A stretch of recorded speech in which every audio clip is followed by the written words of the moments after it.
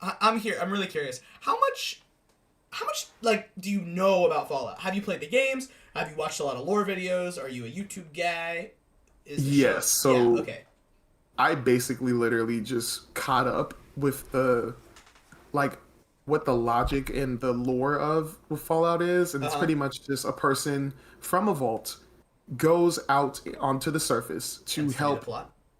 grab something or help bring something back that is like detrimental to the survival of their vault. And while they're out Sometimes. there, you're exploring. That's what I kind of got. You're Sometimes, pretty much yeah. It exploring. loosely it involves a person that's in a vault that then Yep. comes up to the surface, and then you explore the Hmm. wasteland for yourself. That is in multiple countries. Exactly. 3 is Washington D.C. 4 Hmm. is I'm forgetting. New Vegas is in New Vegas. It's Hmm. a multitude of stuff. Yeah. So here's my thing: is I don't have much Fallout experience either. I've played a Hmm. little bits and pieces of 4. I've started New Vegas while season 2 is coming out, but I didn't really play much Hmm. of it because I got caught up on something else. I have a friend that is religiously obsessed with Fallout, so all of my knowledge, my vague knowledge, is from him. So shout out Jared. Um, I love you, my guy. But anyways, Phil, we watched Fallout season 2.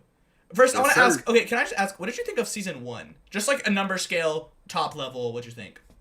I am giving season one a 9 out of 10. Okay. A high 9 out of 10. I was really impressed. I was really like, I got very obsessed. I believe at episode 4 or after because I was still trying to get the flow of everything. Because one, I'm gonna praise this one thing with it. I really like the way they tell the story and how they're going Mm, back to the past and then mixing it together with future events that happen in each episode. mm, And it synced together so well, and that's a huge nod to the editing because whenever a core thing is about to happen, they sync it with an event that happened in the past that is the reason for that. yeah. And I think that's so cool when they do that. But um, I usually don't do well with stories that keep jumping back and forth. When stories that always like have either the characters splitting off and then you have a story here, a story there, almost like what happened with Wicked for Good. But with this, I like how like when it was first going on, I was trying to figure out why, and then when they were like slowly bringing everything together and showing a past like clip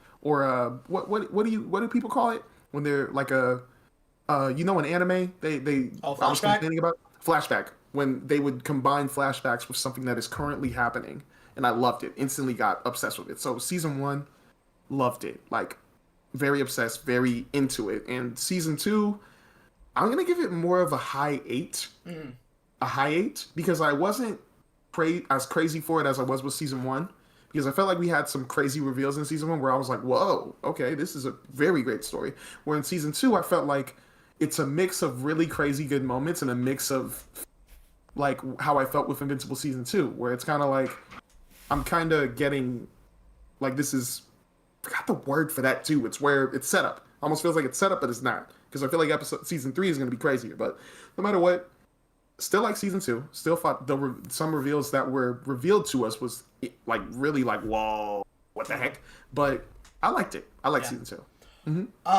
My experience with season 1, I Mm-hmm. liked it. I wasn't as obsessed as I think the world was when it came out. I thought it was Mm-hmm. fine. I thought it was definitely the like a great video game adaptation. 100%. I Oh think yeah. I respected how different it was. I love how it played with its lore but was able to like make it into a TV show perfectly. I Mm-hmm. loved and appreciate that it wasn't just copying a story from the game and that it was trying to do its own thing. That is a Yes. way in the future of the games.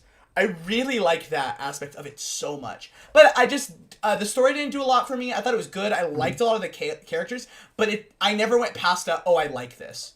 I Yeah. never was like, dude, what? I was kind of like, oh, that's cool. Oh, that's pretty good. Like I was very like I don't want to use the word indifferent because to me that sounds a Mm-hmm. little bit more negative, but I definitely wasn't anticipating it week by week. So maybe indifferent is the right word. I was definitely not Mm-hmm. anticipating it week by week. I was very much like, I guess that show wasn't even weekly, but I watched it weekly because I watched it very slow. Mm-hmm. Anyways, regardless, sorry. I Yeah, it's just all was good. very indifferent on it. Season 2, on the other hand, I was very much seated for. I Okay. I think I'd give it a solid 8 out of 10. I liked it a little bit more. Mm-hmm. I really enjoyed the flashbacks.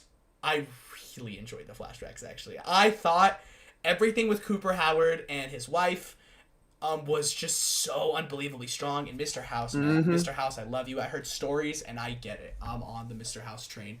He was so cool. I think every flashback, every interaction with Mr. House, I was so locked in on. I thought it was great. I love what they did with Lucy. Well, I think it definitely wasn't as strong as the first season. I still like that like steady growth from her. I thought what they did with my boy Maximus. Oh my gosh. That man is so sick. He's so cool. I thought it was great. And then just quick shout out to my boy Thaddeus, who is probably my sneaky favorite character because I think he's hilarious. But Thaddeus is funny. I knew you would love him. Yeah, Thaddeus is really good. And then, not to mention, again, you're right. This show jumps around so much, first season and second season. To me, it always felt like Andor, in the way that Andor would jump around so much and show multiple different perspectives. I really like that this show's able to do that, and it all still feel pretty consistent and fleshed out and interesting. I want to give shout-outs to, I think a major highlight this season is Stephanie. I feel like it's not very clear on where her story's going yet, but the last couple episodes, I was like, dude, this is really good. And then the last thing I'll shout out, because I think we'll get into all of it, is, like, Norm was great, but I just want to highlight just Vault Dwellers in general. Every joke, every bit, I love that the way that they're able to, like, show, hey, look how, like, small their problems are. Yep. To a certain degree, outside of, like, the water thing. Like, look how small their problems are, and look how it's such a big deal to them, because that's all they have to worry about. And to me, it just works. Reg? Yeah, it works. Like, this freaking inbreeding club. Spoilers. So funny. Like, stuff like that is just, like, why I love the show so much. I think it has great humor. I think it's hilarious. And I think it's just, again, another successful video game adaptation. I'm very happy they were able to capture stuff like that. So, yeah. I'm not gonna lie with you, bro. I'm really confident with Amazon Prime Video and their when they're doing video game adaptation stuff because the story so far, like, I didn't think I was gonna be that obsessed with Fallout. I really like this series, man. Like, I really do. And then that's just really getting me more hype for, like, you know, I know Spider Noir isn't like a video game adaptation. It kind of is, kind of isn't, only because Spider-Man Shattered Dimensions, that's the first time I heard of Spider-Man Noir.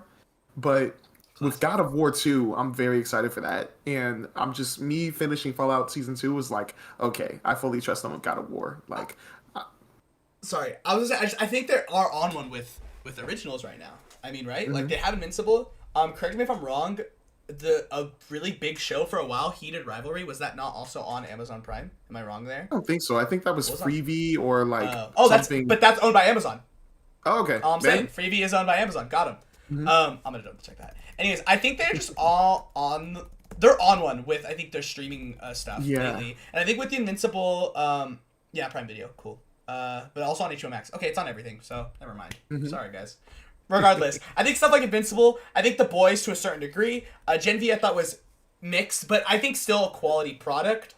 I think stuff like this, Fallout, again, I'm just like, man, I have no reason to not be confident in stuff like Spider Noir and God of War because it's like it's evident that there's confidence here, that they're going for something here. And while I'm disappointed, I still don't love the idea of a God of War show and that it's just going to be a retelling of the games. I would have much rather preferred video game adaptations take from Fallout and being like, hey, we're going to do our own thing in the same world. God of War, you can't really do that. Those games are Kratos. Different conversation. It's fine. I just love and respect that they're really going for something and that they're tying the devs so hard to it. Todd Howard, the creator of like the more recent Fallout games, not the original 1 and 2, but 3, 4, Bethesda, whatever, all that. Like, he is very much involved. He's very much like, yeah, I'm working on this. And you have a team of people that I think just really get it and love it, and they want to display that in a way that's going to be pleasing to fans. And from what it sounds like, fans are for the most part pleased. From what I hear, there's like some disappointment, some gripes, but for the most part, people are like, dude, this is awesome that we're getting this. And I think that's commendable, and I think that's really awesome. You know, so there were a lot of, it's hard for me to like say which episodes stand out to me because I feel like all of them do because they're so connected and I love it. But the one episode where, like, in season 1, Maximus tells you what happened to his like home and that it blew up and everything, and you see that scene where he gets out of the fridge and then he's rescued. But then when they show us what happened, like that happened in season 2, my mouth was on the floor. I literally went, no, and you know who sent that person to blow it up. I was like, it all connects. It all connects. But I was like so shook because I just love how they tell the stories in the story in this show, and I love how I didn't think the ghoul because once again, I haven't played the games. I didn't think the ghoul would be a big part of that, but bro, it's a big part of why the wasteland is the wasteland. Important, important. Here's a cool little fun fact. There is never any sort of like the way they do flashbacks to like the pre-war before like the world gets nuked. They never do that in the games. That is completely new, completely original. The ghoul and all these characters are like all of like the main characters, Maximus, Ghoul, and Lucy, are all original characters to the show. They are not in any of the games. The Ghoul is now in one of the Fallout games. It's a live service one called Fallout 76, so pretty cool. But don't worry, you don't need to have any sort of lore knowledge to understand like how cool it is. I think it's so cool what they're doing with the Ghoul and his involvement and everything. And I think a highlight for me is I think it's episode 5. It's his conversation with Mr. House, and he's like talking about all the like, listen, man, this is gonna be your fault. You're causing all this. You're screwing it up.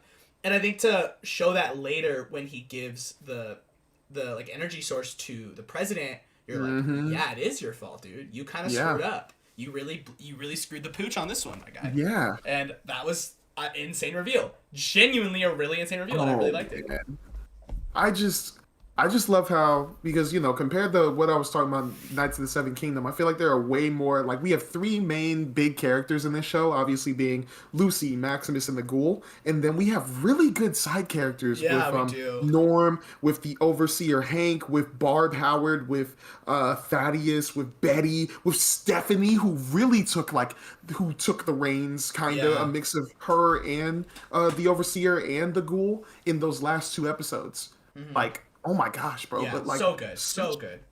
This is such good writing, and I love how there's so many. I feel like the Vault is almost like its own version of The Office. Yeah, I can see that. Yeah, I can see that.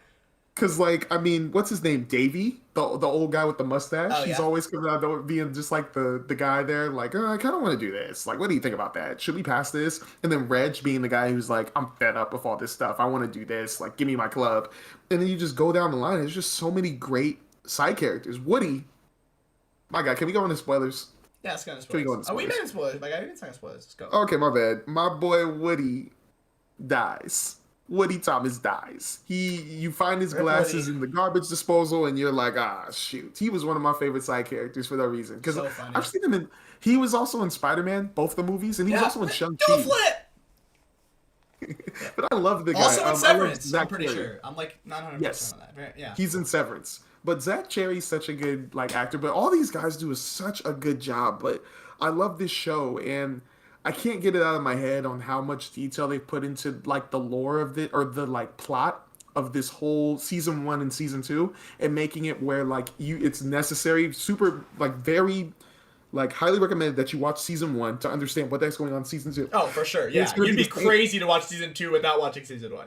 I was about to say, you wouldn't know anything, but I just love it with this show, man. Like, it's such a good story. And, like, some people, because I was having a conversation one time with some people, and they were talking about, well, why would you want to see, like, people with their messed up lives in this wasteland and stuff? And I'm like, well, I mean, it's kind of the same thing with The Purge, with Mad Max, with all that, because I feel like it's interesting to see what humans do after, like, chaos hits. I feel like it's interesting to see what type of solutions they like, solve for themselves to try to survive. Yeah. And it's so interesting to see this, but it's also very wacky compared to all this other stuff. Very silly. Because like there's the people who are instantly, you know, they're super like messed up, but then there's also people who just really have it bad for themselves, and they are trying, but at the same time it just sucks out there. Because you have like I don't know, it's just, I really like this world. I really like the vaults that we keep visiting, and I really, really like these 3 main characters. Like, I'm very attached to them.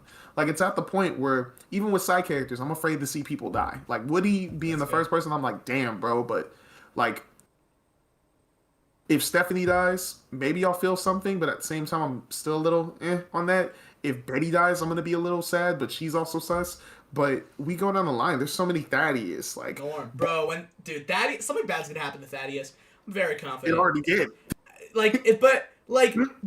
Dude, it's gonna like get bad, and it's just like, man, I'm not ready for that. I don't want him to leave the show. He's my favorite. His little caps factory with the kids.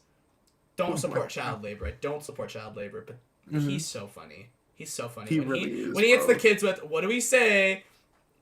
Kids your age have probably died already. So good. It's something like that. Something along those lines. I might have just completely butchered that line. But so funny, so good, and that's why I love the show, man. You're right. It's so wacky. I think the last thing I want to say on it for me is I love how practical everything is. Yeah. Mostly everything they do is practical. Their sets real. They're or for the most part real. You know, the freaking power armor real. You can so tell it's real. Like the way it moves all bulky and weird, so real. The death claws for the most part real. That was puppets. I think there definitely is some CGI happening. 100%. That's normal. A lot of puppeting though, really cool. And I don't know.